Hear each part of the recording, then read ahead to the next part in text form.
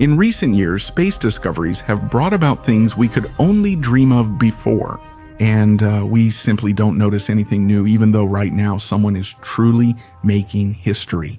For example, in the Alpha Centauri system, there's an exoplanet nicknamed Earth's sister, Proxima-b. Right now, the James Webb telescope is working hard to give us the clearest image of this exoplanet. This will later help us find out whether life could originate on Proxima-b. What mysteries does it hold? Hubble. Why is Proxima-b so interesting to us? Right now, it's considered the only planet that's so close to Earth and could very well be suitable for the development of life. And it's to this exoplanet that we could send spacecraft in the relatively near future. That is, of course, if we solve the problem of overcoming vast cosmic distances and are able to reach the speed of light. In general, it's worth mentioning that researchers face a number of problems when they start studying an exoplanet outside the solar system. First of all, the main difficulty is that such objects are located very far away from us, which means that not only is it hard to observe them, but even just to detect them. Observing stars helps determine whether there are exoplanets in the system. Their gravitational field usually hardly changes when an exoplanet passes nearby. The most common method used to detect exoplanets is the transit method, which is based on observing the star and the exoplanet against its background. Unfortunately, the results of such observations are not always accurate. We have quite a lot of information about Proxima-b, but some of it may even contradict each other. So all of this requires further verification. All of this continues to accumulate new knowledge about the exoplanet. For example, James Webb will not only take the clearest image of Proxima-b, but will also collect complete analytical data about the functioning of the exoplanet. We definitely can't do without such a telescope in our research. Before this, scientists were able to determine the basic characteristics of the exoplanet, such as its density, mass, and approximate diameter. However, at this stage, we are much more interested in whether there are suitable conditions for the emergence of life, which includes, for example, the presence of an atmosphere and, of course, water. And very soon, with the help of a telescope, we will get closer to our goal. We will be able to find out not only whether there is an atmospheric layer on the exoplanet, but also whether there are carbon compounds, oxygen, and other gases. Living organisms can't do without these elements. What will be the operating principle of James Webb? Special spectrographs on it will record the streams of light that were reflected directly by the planets. Then these same spectrographs will split the received light to obtain a spectrum. This will help determine which gases absorb the light waves. By the way, James Webb has experience, and quite successful at that, in studying systems with exoplanets. This telescope studied wide-angle search for planets, 39b's atmosphere. James Webb's detailed examination lets scientists list its gases, and these are truly valuable observations for space science. A significant contribution to the study of the Proxima Centauri system and Proxima-b was also made by the Breakthrough Starshot project, whose main goal is to develop special probes for interstellar missions that will use a special light sail. As we know within the program, the question of life on Proxima-b is still unresolved. One of the options could be to send a special signal to Proxima-b and then observe the reaction to it, if there is any at all. However, before that, we need to obtain images of the exoplanet to learn about the features of its terrain, the presence of any organisms, and so on. This way, scientists would know what to expect and how to adjust the signal being sent. The Search for Extraterrestrial Intelligence Organization, which funds most of the Breakthrough Starshot project, is connected with the study of both Proxima-b and the question of the existence of extraterrestrial beings in general. Most of the organization's activities involve detecting electromagnetic signals that could be related to extraterrestrial life. By combining this data with information obtained from radio telescopes, researchers look for patterns and trends that would indicate the presence of living beings somewhere in the universe.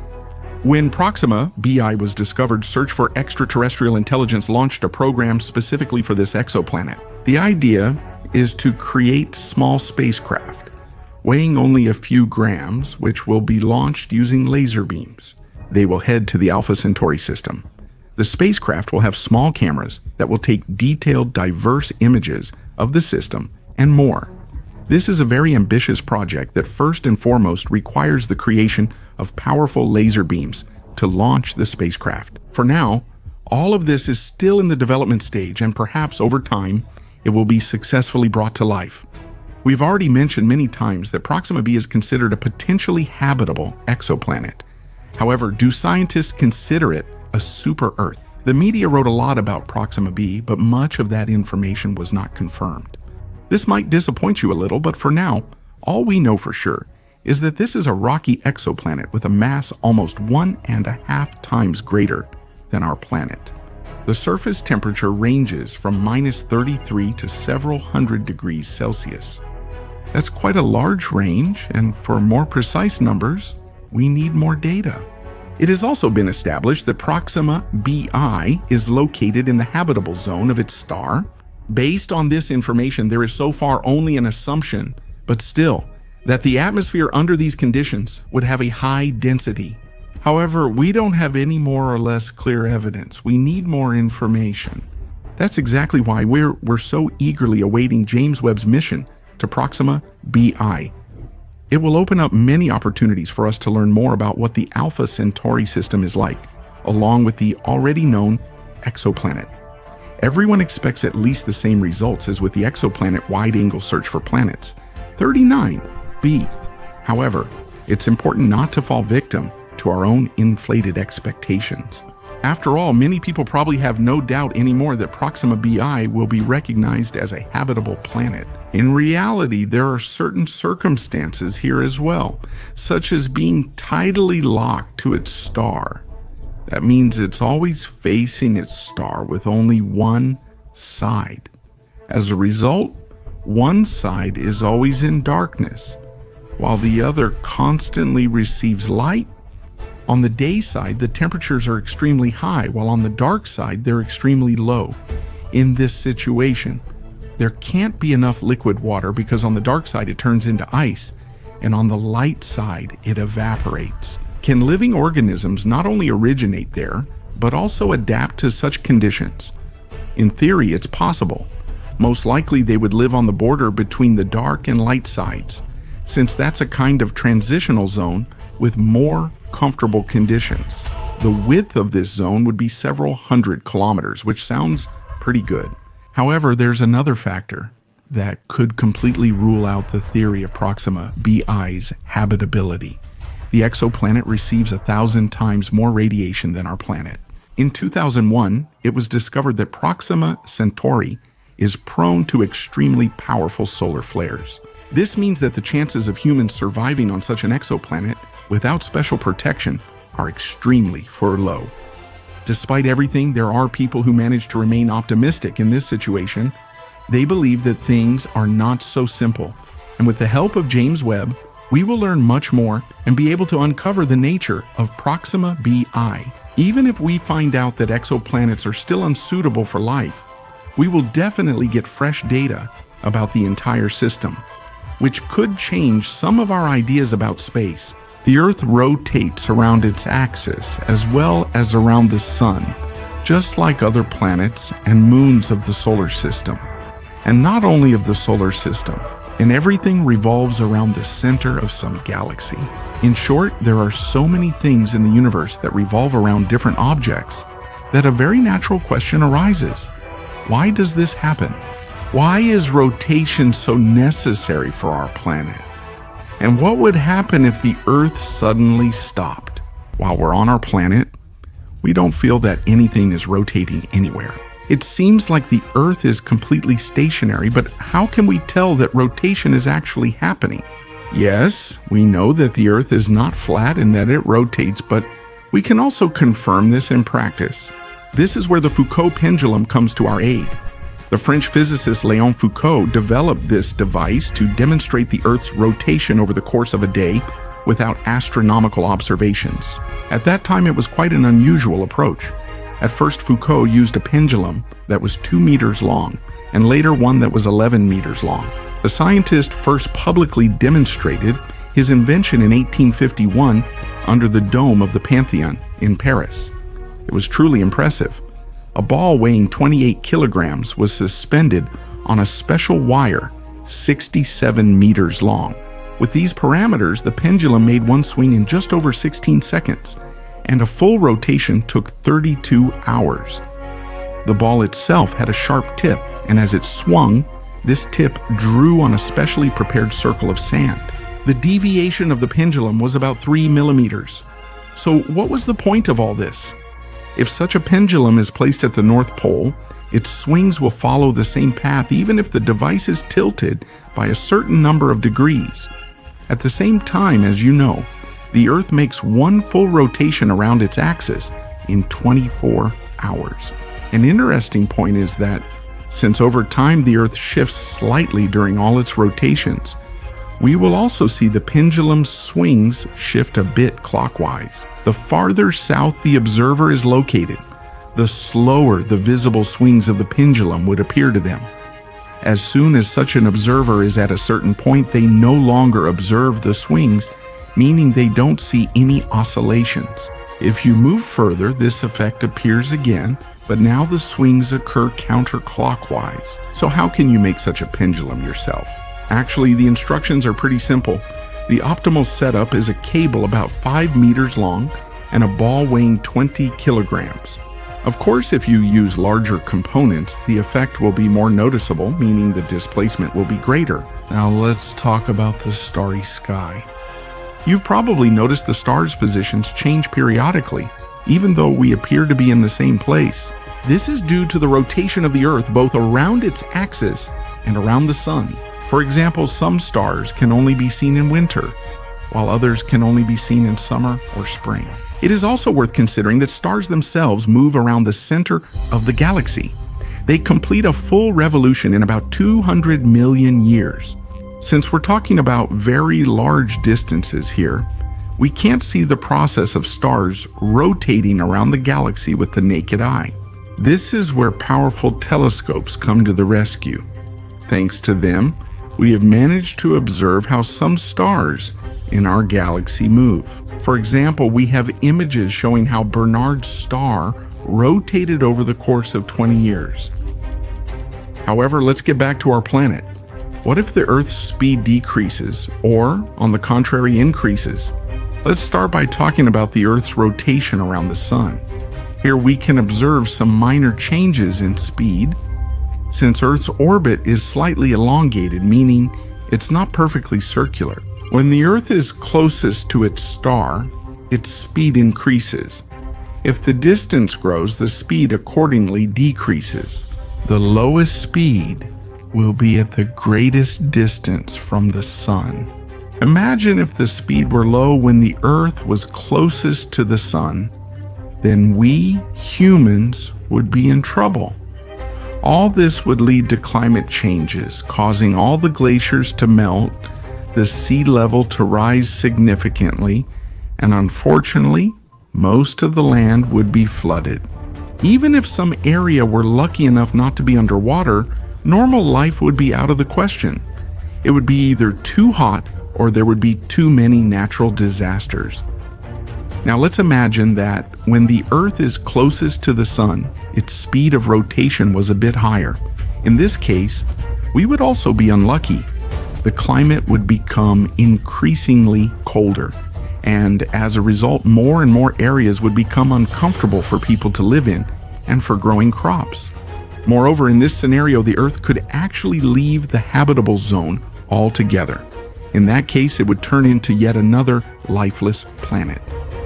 What would happen if we changed the speed of the Earth's rotation on its axis, either increasing or decreasing it? At first glance, it doesn't seem so bad. It doesn't necessarily mean that humanity would perish.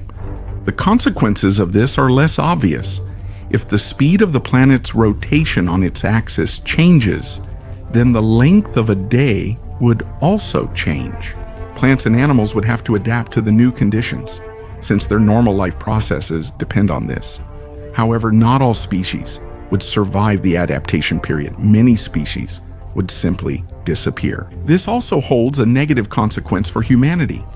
Not only would the balance in nature be disrupted due to the disappearance of some species, but the climate would also change, and the winds would become much stronger. It would be a mistake to think that the speed of the Earth's rotation around its axis remains constant. It changes over time, which leads to longer days. However, this happens so slowly that living organisms on Earth practically don't notice it. For example, Earth's day has increased by 4 hours over 600 million years.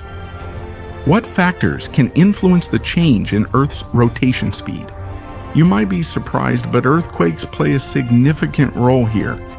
These processes actually change Earth's moment of inertia.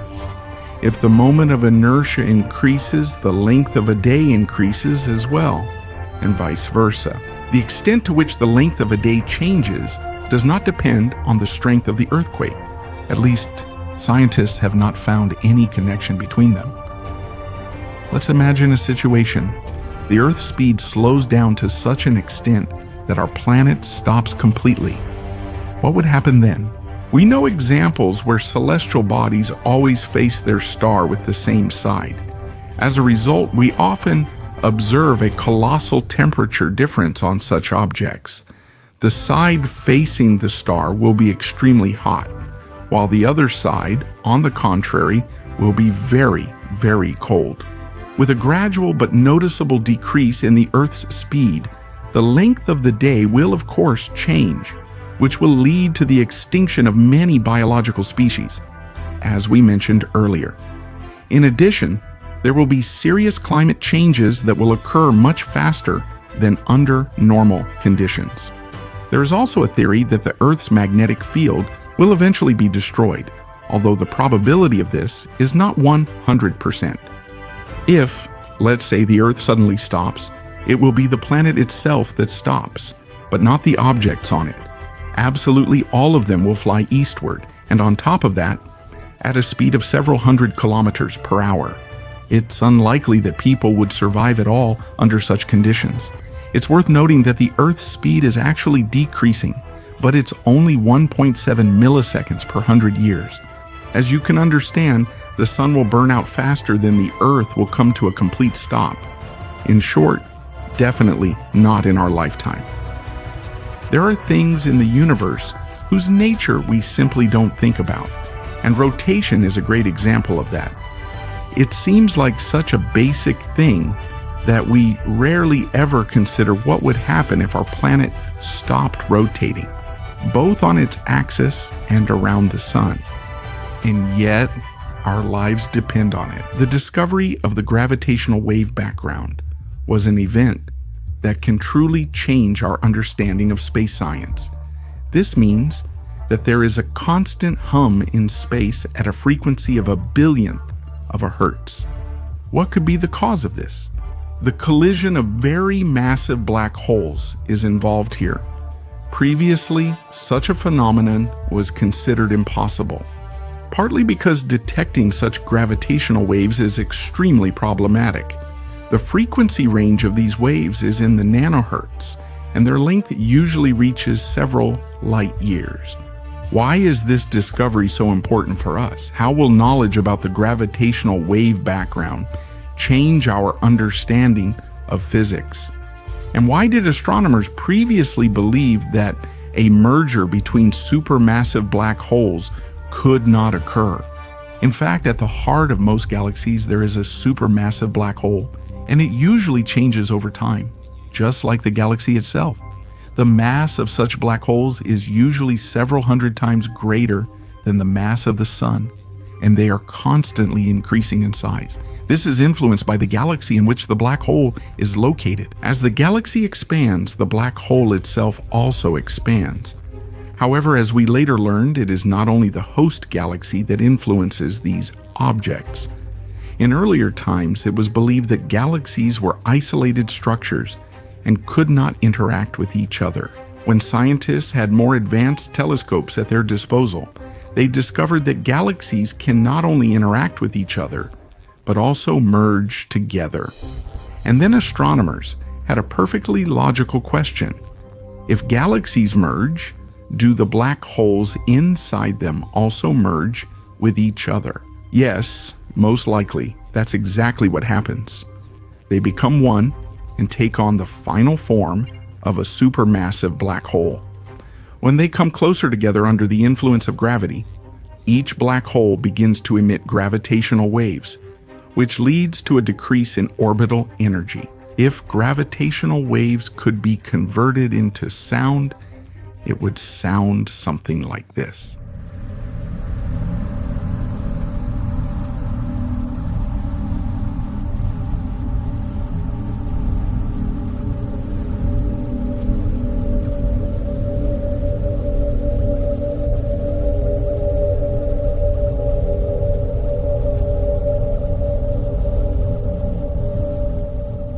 As a result, the orbits of these objects begin to contract, which leads to a significant reduction in distance.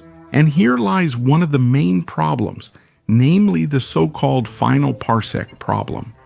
The essence of it is that the orbits of black holes can only shrink to 3 light years, or 1 parsec. Thus, 2 black holes can remain at a minimal distance from each other for a very long time, but without merging into one, pushing out all the stars from the surrounding space, which are deprived of the ability to exchange energy. Considering the final parsec problem, we have one important question.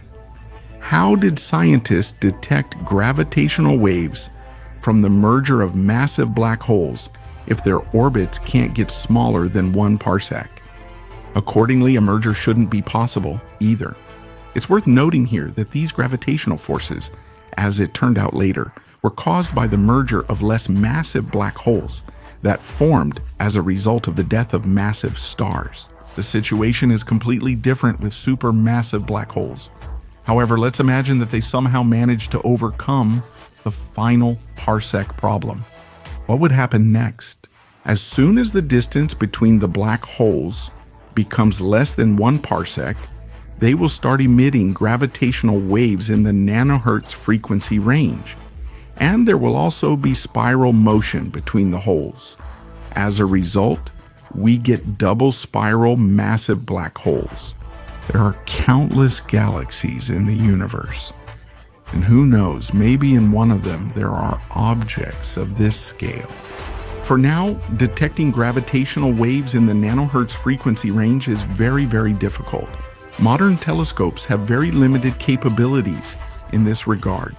Scientists have found another solution: to use pulsars as a kind of intermediary. Pulsars themselves are extremely interesting objects. They are neutron stars with a powerful magnetic field. Streams of energetic particles appear around them. As a result, periodic magnetic emissions occur at the moment when the magnetic axis of the pulsar aligns with our line of sight. And such pulses can fall into the radio frequency range, which our radio telescopes can detect. The rotation period of a pulsar is about 1,000 times per second. Moreover, this periodicity is quite precise. So much so that scientists already use pulsars as a means of measuring time in space. Gravitational waves can be compared to ripples that appear on the surface of a lake when a stone is thrown into it. Gravitational waves are capable of affecting space and time in the universe, for example, by compressing or, on the contrary, expanding them. This is what prevents the waves from going unnoticed. We mentioned that the periodicity of pulses in pulsars is quite precise. However, if gravitational waves are near a pulsar, this periodicity will be disrupted. Our instruments can detect this. The extent to which the pulses are delayed can help us determine the direction from which the radio waves came, provided, of course, that we know the exact location of the pulsar itself. In the context of how the gravitational wave background began to be detected, it's worth mentioning the Hellings-Downs curve. This diagram shows the relationship between the gravitational wave-induced delay of pulses coming from a pair of pulsars and the angular distance between those pulsars. Simply put, the Hellingsdowns curve shows how gravitational waves coming from different directions affect pulsars. Notice that in one place the curve drops sharply and then rises just as sharply. This happens when the angle reaches about 60 degrees. This dip in the graph means that each pulsar is affected by different parts of the gravitational waves. When the graph rises, the influence of gravitational waves on the pulsars becomes more and more similar. The nanograph plays a significant role here. It's an association of astronomers whose main activity is observing gravitational waves. For this, sensitive radio telescopes are used, including Green Bank and Arecibo. To detect gravitational waves, scientists from Nanograph observed 67 pulsars over 15 years. It was necessary to check whether reality matches the Hellingsdowns curve, and in the end, it turned out that almost everything actually matches. And this meant that the pulsars were influenced by gravitational waves in the nanohertz frequency range. So how can we tell if the waves are coming from different directions? Here we need to consider the relationship between the time when the number of pulsars increased and the level of signals and noise. With more pulsars, there were also more signals, which means that gravitational waves were coming from different regions of space. Moreover, considering the amplitude of the signal oscillations, which were in the nanohertz frequency range, we can conclude that they originated from binary supermassive black holes. If the data obtained during the research is indeed accurate, it means that binary black holes are quite common in the universe.